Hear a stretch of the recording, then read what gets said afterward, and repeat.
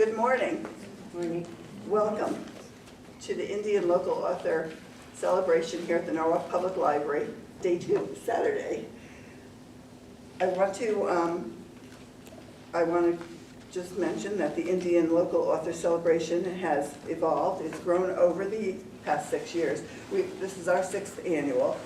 For libraries and organizations, Indie Author Day is an opportunity to bring together local writers and readers to educate, network, go to workshops, and more. Cultivating a community of local authorship, mentoring fledgling writers, and providing our literary patrons with access to exciting new voices embodies our goals and objectives for the celebration here in Norwalk. This event is scheduled yesterday and today, and so this is day 2, and I welcome everybody. And our first topic this morning is paths to publishing, and Gabby Coatsworth will be the moderator. Thank you, Cindy. That's a very brief introduction to quite a big topic. So let me introduce our authors to you, and then I'm going to go along and ask them to explain exactly what it is that their kind of publishing entails, because there are several different varieties, and how they got there. So our first author is Rebecca Warchat, yes. Sorry, last name difficult to pronounce, who is published by Woodhall Press, which is a small independent publisher here in Norwalk, Connecticut. And that is one way to go. There are the big traditional publishers that you all know, like Penguin and Simon & Schuster and so on. And then there are a lot of small independent publishers that authors can submit to without necessarily having an agent. So that's one kind of publishing. Joanne Berg is an author who decided to start her own publishing business. And this is her book. I'm going to ask everybody to talk a little bit about them in a minute. Valerie Taylor has published 2.5 books with what we call a hybrid press. And a hybrid press sometimes gets rather insultingly called a vanity press, but Valerie's going to explain why it's not the same thing and what the benefits of publishing that way are. And at the end we have Caitlin Duncan, who was traditionally published to begin with, in other words by a big publisher, possibly by a small publisher, I don't know, but then who decided she was going to publish her own books. So that's self-publishing, which for some authors can be a rather scary prospect. So I'm going to start by going back to Rebecca and asking her, first of all, tell us a little bit about your book and why it was that you decided to try and publish the way you did, and how it was that you succeeded. Wonderful. This is Catastrophe Theory. It is a young adult contemporary novel. Vera is a senior soccer star, and she is blinded her senior year by a surprising tumor. And because of that, she and her single mom travel to St. Petersburg, Florida for surgery right as Hurricane Phoenix is barreling toward them. This actually came out a month ago yesterday, so October 4th, very close to the timing of Hurricane Ian. They end up trapped in this Dali museum. I'll talk a little bit more about that. But it's great for mothers and daughters, high school students, book clubs. It's a great read. So I am published with Woodhall Press there in Connecticut, as you heard. But my path to publishing is actually a little bit longer. When I was 10, I was at a garage sale. I'm from North Carolina, and so I picked up this book, So You Want to Write a Novel? And I've been carrying this around through many moves, in and out of New York apartments where you're like lugging books up many stairs. This is a dream that I've had for many, many years. I got a little sidetracked by the check boxes that society expects women to take, graduating high school, going to college, getting a job. I taught in the Bronx for many years, meeting a person to spend my life with, starting a family. And nearing my 40th birthday, I found that book again and said, this is something that I want to do. I went to St. Petersburg, Florida for a work trip. I was sort of burnt out with other things and fell in love with the Dali Museum there. It's the only museum built to withstand a Category 5 hurricane. And so this tension emerged, like a hurricane's coming to St. Pete, and the only building that's going to protect anything is this art museum. And so that tension of art versus life showed up. It took me 3 more years to finally commit to writing. I started as a NaNoWriMo project in 2019 and drafted my first novel. And I put it aside, I got some feedback on it. I went to my local library in West Hartford and joined a writing group and got feedback and whatnot. And I wanted to get it published. I knew I wanted to do that. And I started looking into the path of querying agents and like finding out who would be people that I would want to publish this. And I had a dream list that was a little idealistic, let's just put it that way, but even that path seemed daunting. To query agents, to find the agent, to have the agent pitch the books. And Woodhall Press was kind of a portal for me to go in time faster. It enabled me to get my book into the world in about a year from the time I signed my contract with them. Instead of getting agents, what they do is they submit, or they take submissions from authors directly. You can submit to their website. There's also actually, they're putting together the Connecticut Literary Anthology right now, so even if you don't have a full novel, if you've got something short, 3,000, 3,500 words that you want to submit to them, it's a great way to get on their radar. And they helped with a lot of the stuff that I didn't know how to do. So for example, I can't tell you how many hours I spent making my bookmark. But they knew how to like lay out a book, right? And what the cover should look like, and how to get the ISBN right, and how to make all of those other things happen, and what size the margins on the pages were supposed to be. And so they were able to really get this book into the world quickly, and they prize themselves in having like really high quality books that they're putting out into the world to make sure that they look in a way that's going to grab the reader's attention immediately. They also help with the distribution, and so for me to not have to worry about the layout, production, distribution, and have a trusted name to do that was something that was really helpful. And so those were some of the benefits that I found going that way. Even if you're not sure what you want to do, you could definitely submit a letter to them, submit your pitch letter, and that would be an end for sure. And so, Rebecca, were they the first publisher that you submitted to, or did you submit to other small publishers? So they were the first that I reached out to. I had a slightly non-traditional way to reach them. I have a 7 and 9-year-old that like Lego Masters, and there is a writer group through in Vermont called When Words Count, and so they actually were doing sort of a competition, and so the winner of the competition ended up with a book contract through Woodhall. Although I'd highly recommend to just reach out to Woodhall directly. You can do that through their website, but they were the first publisher I reached out to, and it worked, and so that was very exciting. Terrific. Thank you. Joanne, for those people who may have come a bit late, decided she would start her own publishing company. So tell us a little bit about your book and why you decided to do that. Thanks, Gabby. My book, State versus Clause, I had one reader tell me it is the perfect grown-up fairy tale. It's a Connecticut-based attorney, middle-aged, who is appointed to represent a gentleman who's been charged with breaking and entering, except his explanation is, well, I wasn't breaking and entering, I was there to deliver gifts, because he is, as he says, the son of Santa Claus. And she ends up having to deal with a lot of push-pull from a lot of areas. She in here developing feelings, she can't do that, she's a lawyer. The partners in her firm have some issues with the amount of time she's devoting to this client. His mother is incidentally not the traditional Mrs. Claus at all. As her son says, she has the heart and soul of a CEO, and thank God she does, because somebody's got to run this place. And so it goes along, and eventually comes down to the question that what will you believe if it's going to cost you everything? Because that is truly what she's up against. This man, she determines he is either a liar or a lunatic, or he is who he says he is. And she has to make that decision as she's representing him.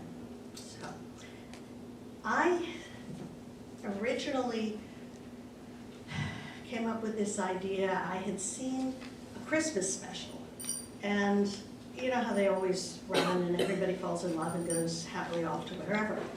But in this one, before that moment came, there was a there was a character, the love interest, the woman, who, when he's saying, oh, sure, let's go off to the North Pole and live our lives, says, but what about my life? And that was really the instigating question. What about her life?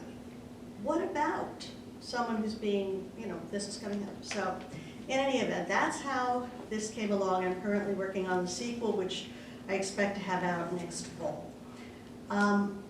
As far as why I chose to publish the way I did, I originally wanted to go the traditional agent, traditional publisher, traditional route. And I would send off pitches and I would get, oh, it's not right for us, but publishing is very subjective. I swear to God, if I got one more email that said that, I thought, everything is subjective. What are you talking about? And it was so annoying and also disheartening, feeling as if I was begging someone to look at my book. And then I saw a tweet from an agent who said, she had tweeted something about prologues should all be cut, and I thought, well, this is definitely not a warm fuzzy type. And she's going to tell me the truth. If the problem is the book isn't good enough, I need to know that. So I submitted to her. And she came back and she said, you're a good writer, but it's seasonally limited and it's long, so it's going to be an incredibly hard sell. And that was the moment I realized it's just a business decision. She doesn't think she can make money off it. That's why she's not going to do it. And I thought, okay, she's direct about that. Thank God someone finally was. And I know it's kind of stunning. I didn't think of it myself. But then I started saying, okay, and then Jane Friedman, who if you have not encountered her, Friedman, she is like the god of the business of writing. Look her up. She did a webinar on the traditional, the three paths, traditional, hybrid, and independent. And the more I listened to what she was talking about, the more I realized my book was never going to be commercial enough for traditional. And I couldn't afford hybrid. So that left me with independent. What I wanted was to see my book on a bookshelf, in a bookstore. That was my goal. And it's important when you're figuring out how you want to publish to know what your goal is. Some people want an ebook that everybody can download, whatever it is. I wanted to walk into my bookstore in Glastonbury, or anywhere else for that matter, and see my book on the shelf for sale, just like all the other books. What that meant was, among other things, it had to look like all the other books. And that was when I decided I needed to have a publisher, just like everybody else. So I bought the domain name, which I really do think is the first thing you've got to do if you're going that route. I bought the domain name, tuxedocatpress.com. And then, I was a lawyer, so I could look this stuff up. I knew how to do it easily. And by the way, nothing I'm saying is legal advice, just throwing it out there. But I formed a limited liability company, an LLC, Tuxedo Cat Press LLC. And then I filed the trade name certificate with the town, which it gets filed in the town you're doing business in. So in Glastonbury, it's $10 to file the trade name certificate. And so that's why I can just use Tuxedo Cat Press without the LLC, and life goes on. Now, there are a lot of other steps. It's complicated. I do have available, if you want to sign up for my email, I will send you this as a thank you. It's just some tips and some resources, some websites for kind of how you want to go about this, things you need to do, because you're going to have to register with the Department of Revenue Services.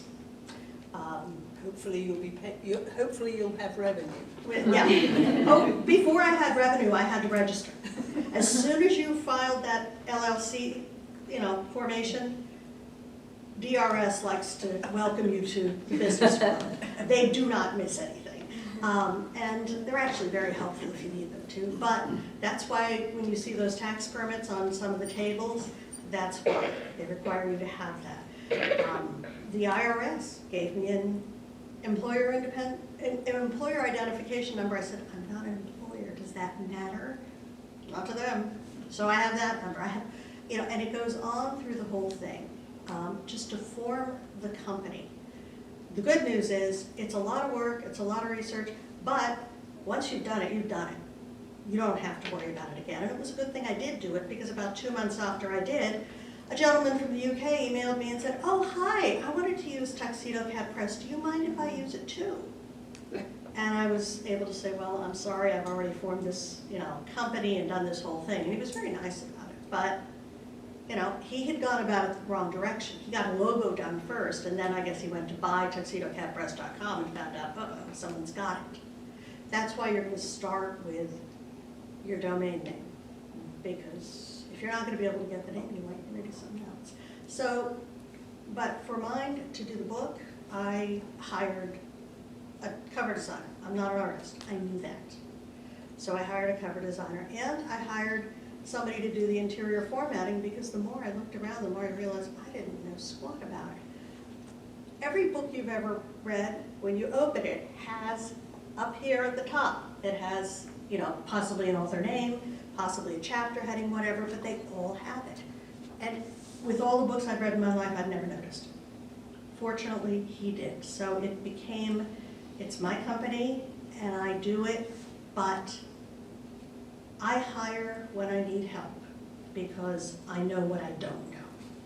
And cats steal. Okay, so that's one way of doing it. That's self-publishing with your own press, basically. And the advantage of that, if I can summarize, is that when you list your book anywhere, you've got a publisher for your book, rather than simply published by the author, for example. I'm going to hand over to Valerie Taylor now. So Valerie has published 2 books with what we call a hybrid publisher, and she's going to explain what that is and why she chose to go that way. Terrific. Thank you, Gabby and Cindy, for this wonderful day here in Norwalk, Connecticut. I lived in Norwalk many years ago, so it's delightful for me to be back here. Thank you. Yes, Gabby, I did end up with She Writes Press after kind of going a similar route that Joanne had mentioned. I had written my first book, which I'll tell you about in a minute, but then I found that hybrid publishing was really the best for me, and so I'll talk to you about that more. But I've written a series, and it's contemporary fiction with an overlay of humor, and it's predominantly women's fiction. It's about a woman named Cassie, who has been in her dysfunctional marriage way past its expiration date. And just as she's about to run away with a younger man that she met in Venice, Italy, she discovers that her husband has a serious illness, so she needs to decide whether she's going to stay or whether she's going to go. And that's the first book, and it's What's Not Said, and it's getting pretty famous for this pink cover with keys on it. And then in the second book, Cassie which is called What's Not True, Cassie's made her decision, and just as she has made the decision, a woman from her husband's past shows up and throws a monkey wrench into Cassie's plans. And the woman wants Cassie's husband, she wants her lover, she wants her house, her business. So Cassie has to fight for what is legally and rightfully hers. So that's the 2 books, and there is a third book, so it's a trilogy, and the third book, What's Not Lost, will publish in February. So yeah, it's really very exciting. And so the way I found She Writes Press was because I went to a class right here in Westport at the Westport Writers Workshop. And I've attended several classes there over the years. And so I can't remember what the class was. But in any event, there was a woman there who had published with a hybrid, and I didn't know what that was, because I had in my mind that I was going to get published by Simon & Schuster or somebody. So kind of at the end of the class, she's showing her book, and it was beautiful. And she talked about She Writes Press. So She Writes Press is located in Berkeley, California, and Phoenix, Arizona. And it's predominantly a women's centered press. And it's a hybrid because with the hybrid model, the author actually does pay a fee for them to publish our books. And they do curate the books. You just can't say, please publish my book, and they publish it. You have to submit about 30 or 50 pages, and then you have to give them a summary of each of your chapters, and they review all of that, and if they think your writing and story has merit, they will put you on a track. So they have like track 1, the book is ready to go to proofreading. Track 2 is going to need more editing and then go into the process. And track 3 is you have more work to do, so go back and do your work. Fortunately, for What's Not Said, I was in track 1, and so things picked up very quickly.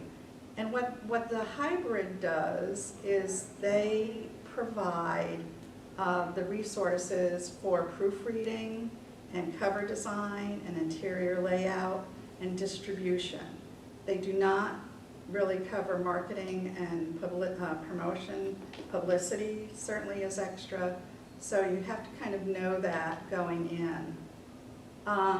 What is wonderful, most wonderful about She Writes Press, and I'm not here promoting them as your solution, because there are several really good hybrid publishers out there that you should investigate and do what's right for you. But with She Writes, we have our own secret, if you will, Facebook group where we can share whatever is going on in our publishing life and ask questions of each other. But we also have broken it down into cohorts. So for example, What's Not Said was published in 2020, so there's a Facebook group that is just for that year. And we, even though we're going into our 3rd year now, we have bi-monthly meetings, Zoom meetings, because the publishers are from around the world. And we get on for an hour and a half, and we talk about what's working for us, what's not working for us, different resources that we have found, different events that are coming up that we can take part in. And so it's the community of She Writes Press, which really is what I find is the absolute benefit and asset of being with the hybrid. Okay, terrific. So last but not at all least, we've got Caitlin Duncan, who's, if you find her table, which by the way is near the cafe, just saying, you'll see that she's published a number of books, and she, as I said, she started with a traditional publisher and now has moved to self-publishing. So we're all indie publishers because we've done it independently. So Caitlin, tell us a little bit about your latest book and also your journey towards doing that. Absolutely. Hi, I'm Caitlin Duncan.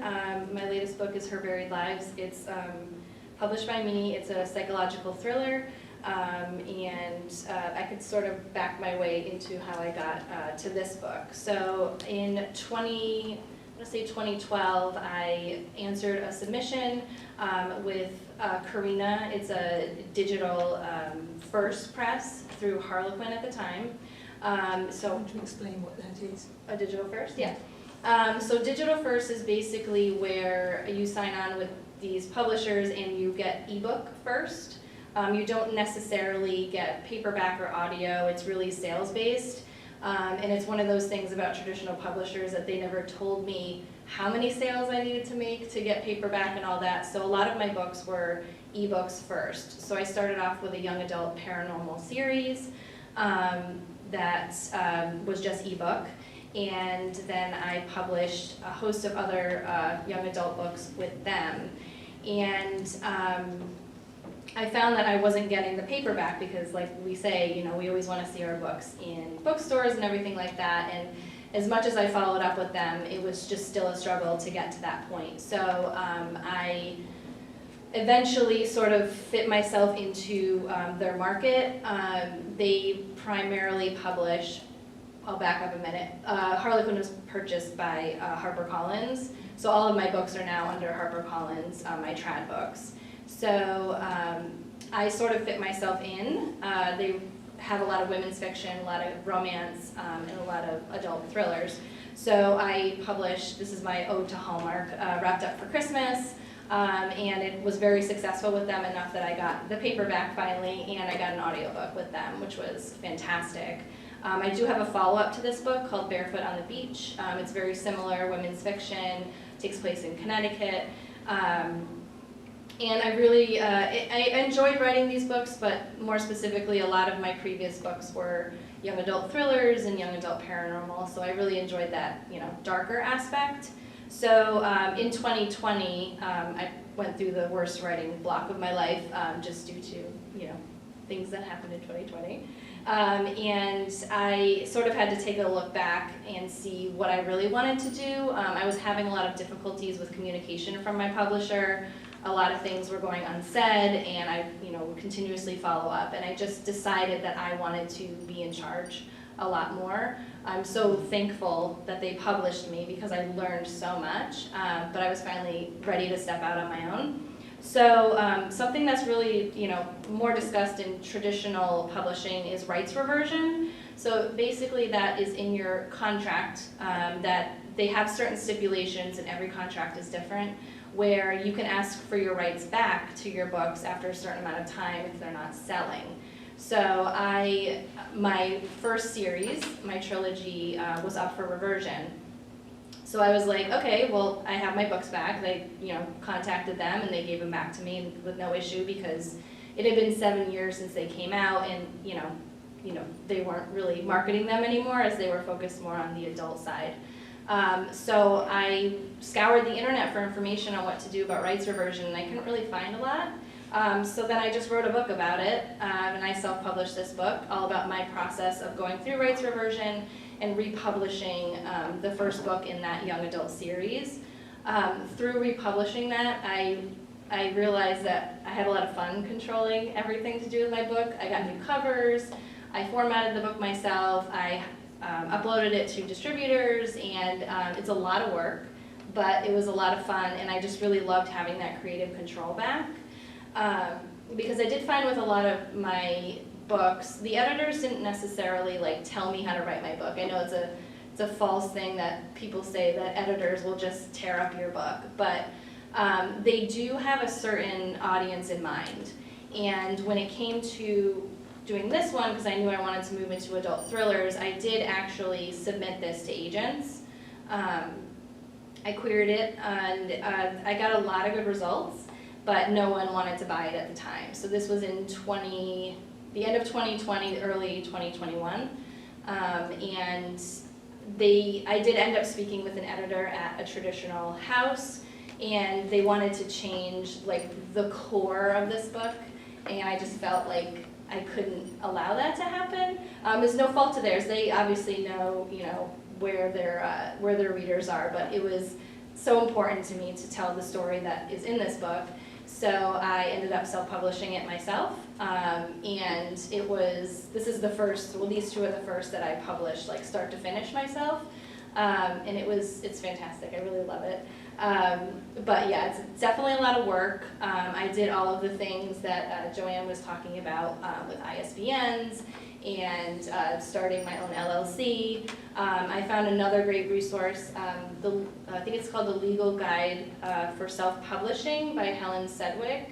That was a fantastic book. That's my Bible for anything to do with self-publishing and all the legal stuff.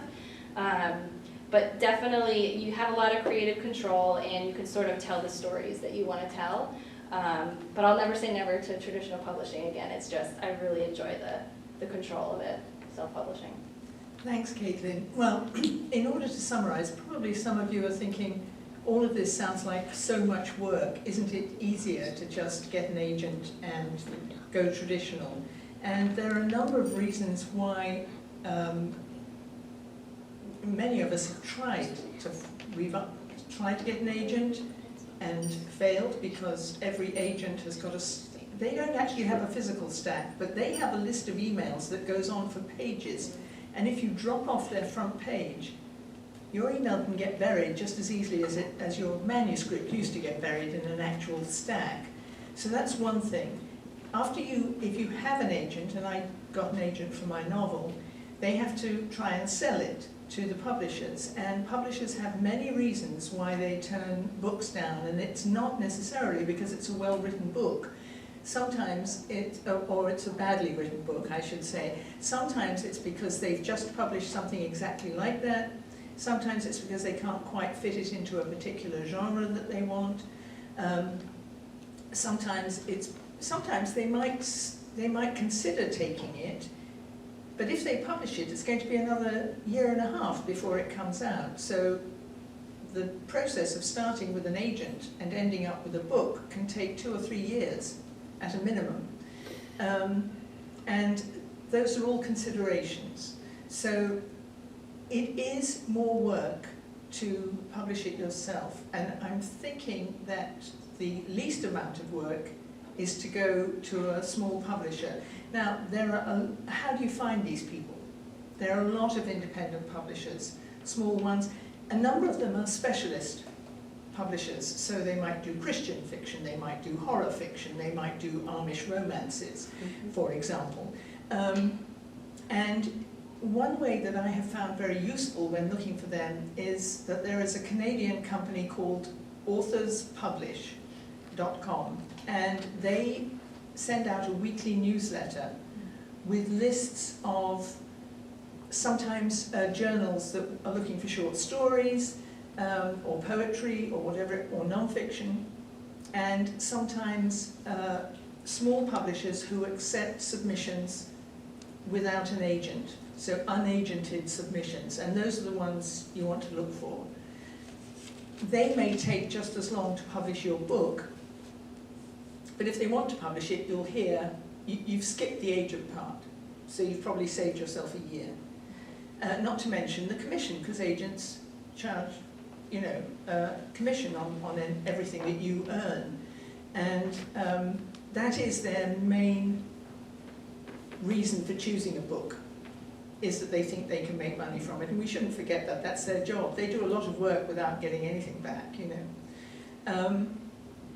So with that in mind, those are ways to find traditional publishers.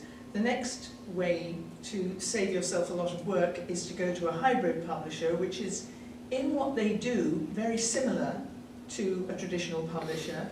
Especially the small traditional publishers don't generally have huge marketing budgets. They may not even pay you in advance. And that's not necessarily a bad thing, because an advance is actually a debt. It's money that you owe the publisher, and that they're going to take out of your royalties before you get anything. Sometimes they do some marketing for you, but most authors, even with the big publishers, have to promote their own books, sell their own books, come to book fairs, and so on. So a small publisher and a hybrid publisher do very similar things in that they design your book, they should design your book outside the cover, inside, give you the ISBN number, which is the little barcode for the back, and distribute your book, among other things. And the distribution, and the easiest way to self-publish is to just go on Amazon, because you've only got one entity to deal with, but there are other ways to go, and you want to have your book available, so even if it's not sitting on the shelf in the bookstore, someone can walk in and order it. And the way to do that is through a distributor like Ingram, which you can do yourself, but your publisher will do it for you if you have paid them to do that. The price for using a hybrid publisher can vary widely, and if anybody is interested in that route, I have a list of 7 questions. It's an article I did for Publishers Weekly, 7 questions you should ask a hybrid publisher. And the least expensive way of doing it is to, hybrid publishers charge, so you need to have enough money to do that. I did that because I hadn't been on vacation in 2020 or 2021, so I went, oh, right, I'm spending my vacation money on that, you know. Might as well, I have something to show for it. But doing it yourself is less expensive. You should probably subcontract your cover design unless you're really good and or have a lot of experience and have published a number of books. Caitlin, do you subcontract your covers or do you do them yourself? I do. I don't do my covers. I'm not a graphic designer, but I do format myself. Right, so formatting can be relatively easy if you're on a Mac and you use Vellum. That's what I use. So there's another one that you can get for PC. But when I say relatively easy, it's all a huge learning curve. And that's going to take some time and you're going to make some mistakes. So it's one of the reasons I went hybrid was because I didn't have time to learn all this stuff or to do the marketing that goes with it. So self-publishing, having your own publishing company is a great idea because when you go on places like Amazon and other places, you can list yourself as being published by a company, and some things like contests and awards require a company to submit, you know, for your awards, and if you're a company, you can do that. There are a couple of organizations you can join as an independent writer. The Independent Book Publishers Association is one, and you can join that as a single author. They give you discounts off things like professional reviews, like the Kirkus reviews or whatever else they may be, and discounts in some cases of award programs. So there are lots of ways that you can be a relatively inexpensively published author. It does cost money, but it costs money to get you to that point, right? It costs you for your editors, it costs you for those classes that you took. You don't really want to just have all that money sitting in the drawer. It would be nice to see the finished product. So, with that in mind, would anybody like to ask any questions that any of us can answer? So I'm using Pressbooks through Biblio, I guess. Is anyone familiar with that here? So the question is, this Pressbooks. lady is using Pressbooks. Could you tell us what Pressbooks is? So it formats your book. So like and I don't really know enough about it because I just started writing 4 years ago, and I just needed to, instead of putting it on Word, I wanted something where I could actually see what the book would look like, you know, once you're writing. And I've written to them because I was looking for someone to help me format it properly because I'm almost done with the book. And I probably will do it because I tend to be kind of a control freak myself, just to kind of, you know, make sure, you know, that I learn that because I think for me it's important to learn about the whole aspect. That's just me. But I was just curious if anybody worked with it, so it doesn't sound like it, but that's okay. So essentially, if I've got this right, the question is about formatting your book. If you're not on Mac and you don't do Vellum and you don't want to do it, one of the places that you can find a number of professional people to help you is on a website called Reedsy, which is R-E-E-D, S for Sam, Y. And another one is Fiverr, which is 5 with 2 R's at the end. And they have a number of services. Can anybody else come up with any places where you can get help with Atticus. Atticus is a new one, new website. You can join PC or Mac, and you can format yourself. Okay, so Yeah. that's another one. It's anybody? Oh, we didn't do our formatting. I go with, I have a studio, they're down in Australia. They were recommended by another friend who publishes her own work, which that, by the way, and things like this today are gold. Ask everybody. Everybody's happy to share their information. I can give you the name of this place. It's under $100 to format an almost 400-page book. What was it? But I'm sorry, what was the name? the gentleman, I forget his name, but the company is Polgarus, Polgarus Studios. He's in Australia, so, you know, it's one of these things where you're emailing before you go to bed and you get up in the morning and he's coming back to you. But at the same time, my cover designer's in the UK. It's one of the great things about doing it, you know, on the internet. It's just a matter of just allow for, things like, oh, they have holidays this time of year? Okay, good to know. But, yeah, as I said, I don't have a Mac. I knew about Vellum, I don't have a Mac, and frankly, I just didn't want to be bothered. It was that simple. I did have to pick my own fonts and things like that and tell him what I wanted. But once I did, he did the formatting, he sent me back all the files I needed to upload to Amazon and to Ingram Spark, which does my print versions. But again, all of those, the ISBNs, if I can just, you mentioned those, Amazon and Ingram Spark and everybody else will give you free ISBNs, but they are the publisher of record if they do that. And that was one of the things I did not want. I wanted to be my own publisher there. So every place you look, Tuxedo Cat Press is the publisher of my book. Tuxedo Cat Press bought the ISBNs, which you can only buy from Bowker, BOWKER.com, the only place in the country you can do that. Anybody else tries to sell you, don't do it. And don't buy their barcode because your cover design will do that. Little secret. But yeah, it's the kind of thing you're going to do a ton of research on all of it.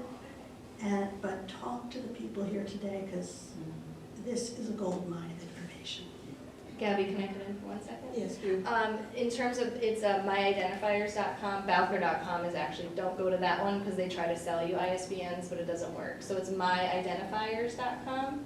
Is the bad Is one. for Bowker. No, that's for Bowker. Oh, that is, sorry. Yeah, Oh, okay. just, I don't want to, because Okay. I've been to Bowker before and I don't know if they really Oh, give okay. ISBNs. Yeah, I bought mine from Bowker. Right, on myidentifiers.com it says Bowker on it. I was going to ask Rebecca whether there were any things about publishing with a small independent publisher that you wished you'd had more control over. Actually, like, not really. I had worked with a cover design artist beforehand, and she was very collaborative, and so we had come to them with the front of the cover. I'm looking at the backs of some of them, and I like how yours has 2 colors on it. I'm like, oh, that I like that idea, because that pops a little bit more than mine. But I mean, I've been really happy with the process thus far, and even like if there is a distribution question, like they're incredibly responsive. So it's great to have someone who is fighting those battles and having those conversations for me. Yeah. So. Yes. Oh, this lady was first, I think. Hi, my name is Claudia. I do have a voice issue. So I published my book with Author House about 15 years ago. And then I republished it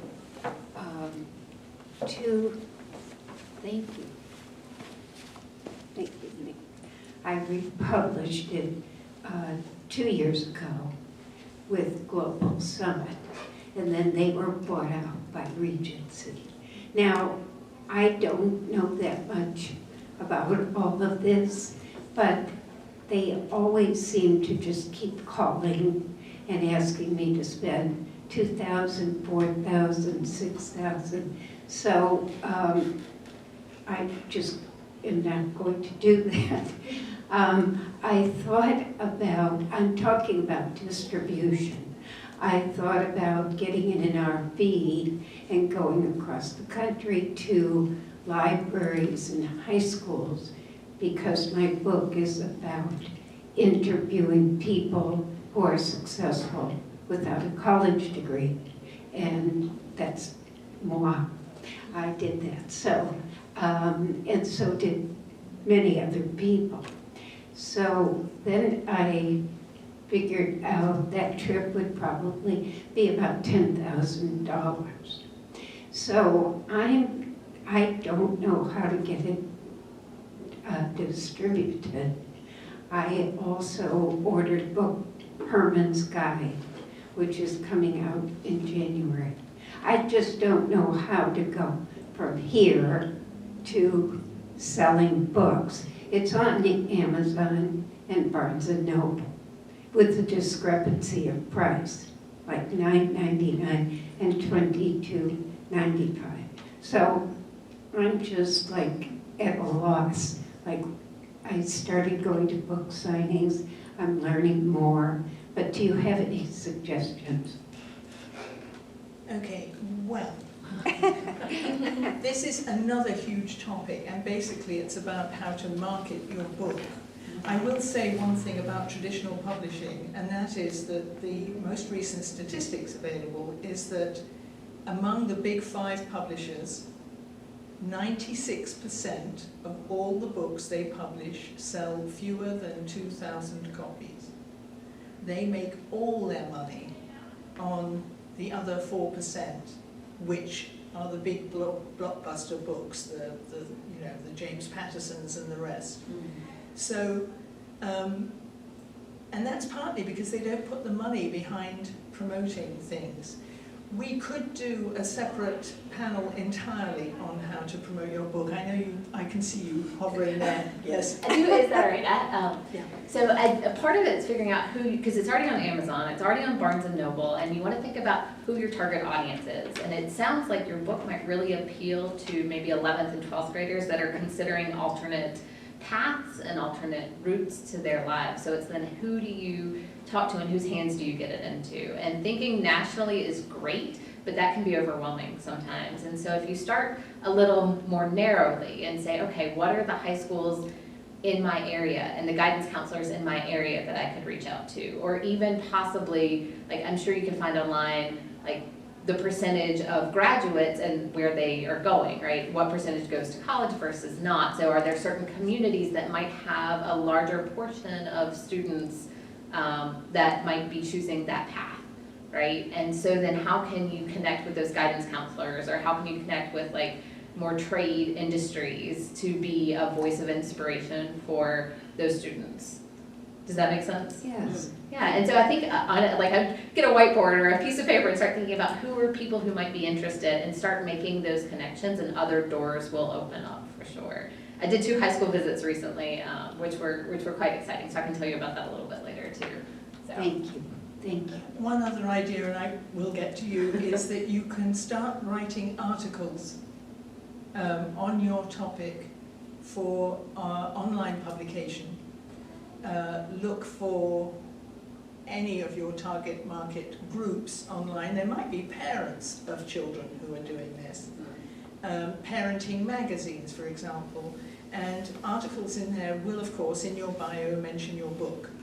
And some places will pay you to do that, which means you're already making some money from your book. Okay, next question. Yes, my name is Charles. My name is Charles Belson, and I have a question.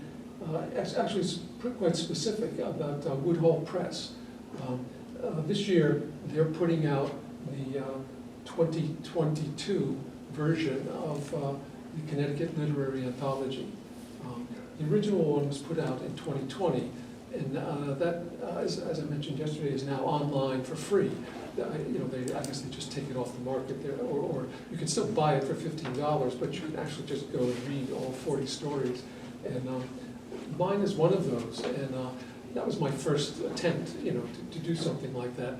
But I'm writing a memoir, of which that's one story, and I submitted it to Woodhull about 3 weeks ago, and they responded that they wanted to see the whole book, which I just had nothing better to do, so I had it on Amazon. It's not for sale, but I just went through their how to format, how to do a title, just the whole thing by myself. And if it doesn't work getting a publishing firm, my plan is to just press the button and release it, on Amazon. That's not much of a marketing strategy. But my one question for you, I guess I'm too embarrassed to ask. Woodhull, is there any kind of fee associated with Woodhall that they would ask me to pay, like the hybrids?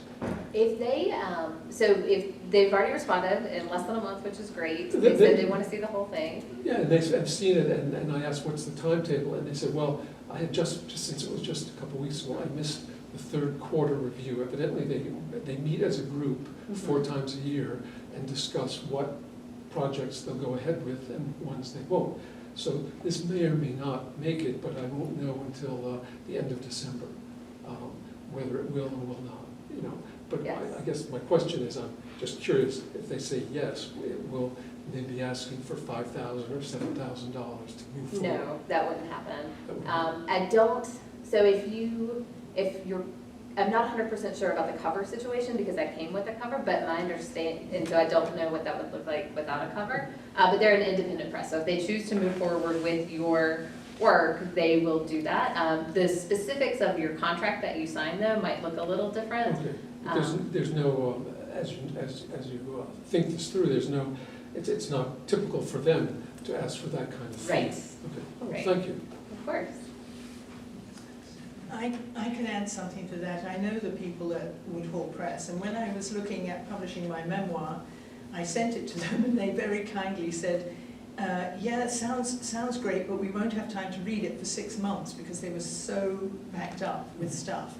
And I asked them whether they would sell me some marketing services, not marketing services, some printing and publishing services, and they said, no, absolutely not. And by the way, one thing to add is, if you are getting people asking you saying how delighted they would be to publish your famous book, I got one this morning. Just don't. It's a scam. Often those things are slightly badly spelled, and you know the name is possibly from India.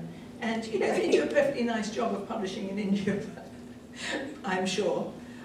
But they're not going to help you with your book. So just say no, as this The last T-shirt comment, says. I appreciate your insight, all of you, is the alumni magazines that I get from college, they have 2 places for graduates to put their story or get some publicity. I guess you would say one is twice a year you can buy a $600 ad for your book, you know, personally independent, and the other 6 times a year they have staff writers that will write a review of your book. And there's no charge for that, but they say, you know, we want a hard copy to review, and we have to tell you that we rarely publish reviews of books that are independent, or that are independent, you know, or not Self-published. self-published, you know. So that was the other question. That Woodhall is not in any way like a, so you're self-publishing. No. And if it were a, I guess the question is also, if you were a hybrid, do they consider a hybrid self-publishing? When somebody says they don't publish, like I think the Times, local papers like Newsday on Long Island, they just don't publish if it's self-published. So I think Gabby had mentioned at the beginning that hybrid a while ago was considered vanity press, and that terminology has kind of gone by the wayside because there are a number of really good hybrid publishers out there today.